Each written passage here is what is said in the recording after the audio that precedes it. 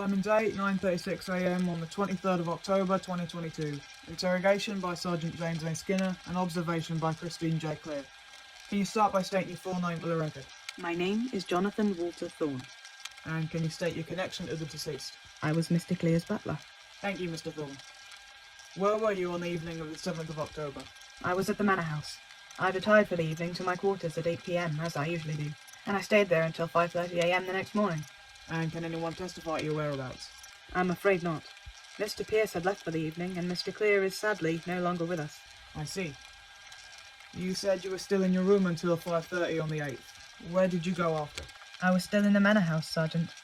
I prepared Mr. Cleer and Mr. Pierce's breakfast in the kitchen, and I went to deliver his to Mr. Cleer. That's when I found him. Of course, you were the one to find the body.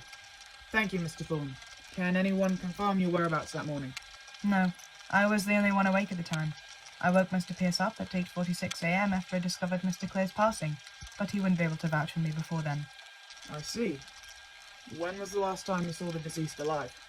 7:30 p.m. on the 7th. I served Mr. Cleer his evening drink before retiring for the day. Evening drink? Mr. Cleer always had an evening whiskey at 7:30 p.m. It was the one thing he had a routine for. You could set your watch by it.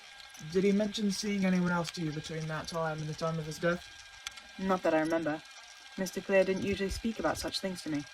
And do you know of any reason someone may have wanted to cause Archibald Cleer harm, Mr. Thawne? No, Sergeant. Mr. Cleer was, for all intents and purposes, a kind man. Nobody wanted to harm him. Thank you, Mr. Thawne. You're being very honest about all this. But it does put you in a bad light, you understand. No alibi and all.